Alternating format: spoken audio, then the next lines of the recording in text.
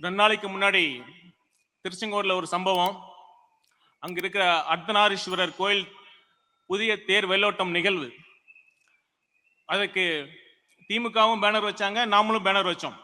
முறையா அனுமதி வாங்கி அதற்கு உண்டான தொகையை நகராட்சி நிர்வாகத்திடம் செலுத்தி தான் நாங்க பேனர் வச்சோம்.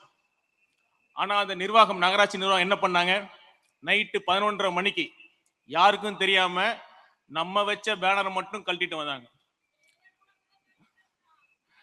ஆனா நம்ம நிர்வாகிங்க சும்மா கில்லி மாதிரி இருந்து அந்த நேரத்திலேயே விழிப்போட இருந்து அந்த மாநகராட்சி நிர்வாகத்தோட வண்டியை தடுத்து நிறுத்தி தகவல் சொன்னாங்க. நானும் போனேன். எதன் அடிப்படையில், எந்த விதியின் அடிப்படையில் நீங்க அந்த பேனரை கழட்டினீங்கன்னு சொன்னோம், கேட்டோம். அவங்களுக்கு பதிலே இல்லை. சார் இருங்க, மேலதிகாரிகிட்ட பேசுறோம், அங்க பேசுறோம், இங்க பேசுறோம்னு சொன்னாங்க. காலத்தை கடத்தினா அந்த கூட்டம் கலைஞ்சிரும் நினைச்சாங்க. ஆனா நேரம் செல்ல செல்ல கூட்டம் அதிகமாயிட்டு தான் இருந்துச்சு. நைட்டு 2:30 மணிக்கு 200 பேர் நம்ம தமிழக வெற்றி கழகத்தின் நிர்வாகிகள் வந்தாங்கன்னா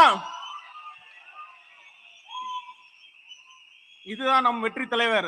இது அன்பால சேர்ந்த நிர்வாகிகள். இங்க யாரும் காசு கொடுத்து வரல, அன்பால மட்டும்தான் வந்திருக்காங்க.